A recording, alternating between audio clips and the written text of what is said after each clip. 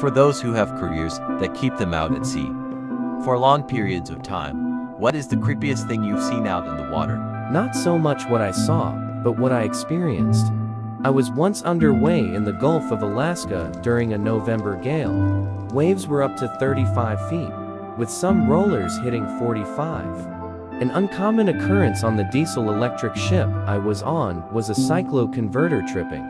When this happened, the ship would temporarily completely lose power and propulsion, until some electricians could reset everything. This happened during that gale. I simply can't explain how strange it is for the boat you're on to all of a sudden go so quiet that you can clearly hear waves slapping the ship and metal bending and flexing. Knowing you're completely at the mercy of the sea. Knowing that if the ship lost its bearing and went beam to, there was a real possibility of capsizing. It's easy to forget when you're at sea that the only thing keeping you alive is a bunch of steel welded together. At that moment, I was fully aware, and it humbled me. Thankfully, we trained frequently for this, and had everything fired back up relatively quickly. Another time I recall was when the ship took a rogue wave. They are absolutely real, and I believe they account for a massive number of shipwrecks.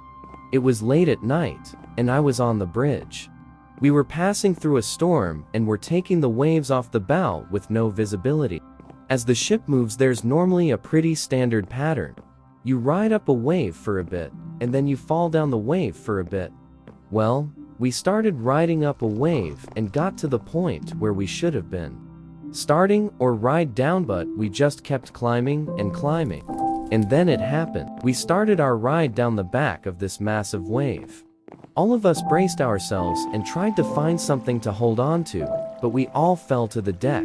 Anyway, anything that wasn't secured for sea fell down all around us.